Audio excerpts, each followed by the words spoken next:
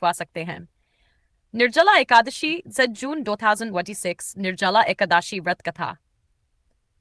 भगवान विष्णु की महिमा। श्री गणेशाय नमः। नमो भगवते वासुदेवाय। प्राचीन काल की बात है। भारतवर्ष के एक सुंदर नगर में धर्मवीर नाम का एक राजा राज्य करता था। वह प्रजा का हितैषी, न्यायप्रिय और भगवान विष्णु का परम भक्त था। उसके राज्य में धन, अन्न और सुख समृद्धि की कोई कमी नहीं थी। फिर भी राजा के मन में एक चिंता बनी रहती थी। उसे लगता था कि जीवन का वास्तविक उद्देश्य केवल राजपाट नहीं, बल्कि भगवान की भक्ति और मोक्ष की प्राप्ति है। एक दिन राजा ने अपने राजगुरु से पूछा, गुरुदेव, ऐसा कौन सा व्रत है जो मनुष्य के पापों का नाश करे और उसे भगवान विष्णु की कृपा प्राप्त हो? राजगुरु ने उत्तर दिया, राजन, वर्ष भर में आने वाली सभी एकादशियां महान हैं, परंतु ज्येष्ठ शुक्ल पक्ष की निर्जला एकादशी विशेष फलदायी मानी गई है। इस दिन बिना जल ग्रहण किए भगवान विष्णु का स्मरण करने से अनेक एकादशियों का फल प्राप्त होता है।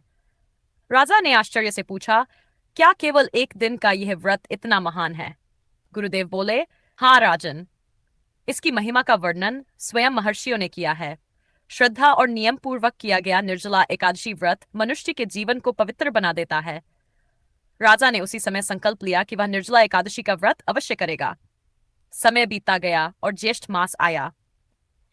पूरे राज्य में निर्जला एकादशी की तैयारी होने लगी। मंदिरों में भगवान विष्णु के भजन गूंजने लगे। लोग दान, पुण्य और सेवा के कार्यों में जुट गए। एकादशी की पूर्व संध्या पर राजा ने राजमहल में विशाल विष्णु पूजन का आयोजन किया। ब्राह्मणों को आमंत्रित किया गया, वेद मंत्रों का उच्चारण हुआ और भगवान की महिमा का गुणगान किया गया। अगली सुबह ब्रह्म मुहूर्त में राजा उठे। उन्होंने पवित्र नदी में स्नान किया और भगवान विष्णु की प्रतिमा के सामने दीप प्रज्वलित किया।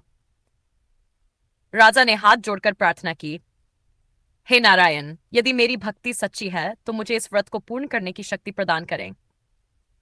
दिन चढ़ने लगा। सूर्य की गर्मी बढ़ती गई।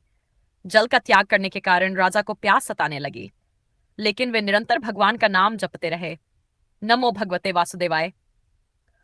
दोपहर के समय एक वृद्ध साधु महल के द्वार पर पहुंचे। वे अत्यंत थके और प्यासे दिखाई दे रहे थे। उन्होंने कहा, राजन, मुझे जल चाहिए। राजा धर्म संकट में पड़ गए।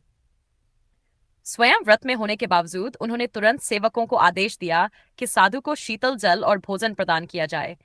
साधु ने प्रसन्न होकर कहा, राजन, तुमने अपनी कठिन तपस्या के बीच भी सेवा धर्म को नहीं छोड़ा। भगवान तुम्हारी परीक्षा ले रहे थे। यह कहकर साधु अदृश्य हो गए। राजा समझ गए कि यह कोई साधारण घटना नहीं थी। उन्होंने और अधिक श्रद्धा से व्रत जारी रखा। रात्रि में विष्णु सहस्र नाम का पाठ हुआ। भजन कीर्तन चलता रहा। राजा ने पूरी रात भगवान का स्मरण किया।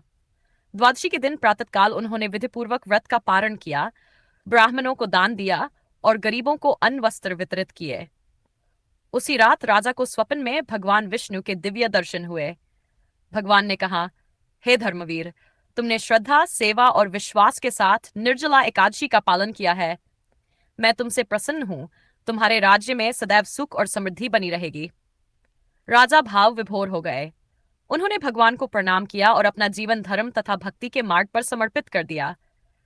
इसके बाद पूरे राज्य में निर्जला एकादशी का महत्व और बढ़ गया। लोग केवल व्रत ही नहीं रखते थे, बल्कि दया, सेवा, सत्य और धर्म का भी पालन करते थे। कथा से शिक्षा, निर्जला एकादशी भगवान विष्णु को समर्पित महान व्रत है। सच्ची भक्ति के साथ सेवा और दान का भी महत्व है। कठिन परिस्थितियों में भी धर्म का पालन करना चाहिए। भगवान श्रद्धा और निष्ठा से किए गए व्रत से प्रसन्न होते हैं। श्री हरि विष्णु भगवान की जय। निर्जला एकादशी महात्म्य की जय। नमो भगवते वासुदेवाय। यदि आप चाहे तो मैं इस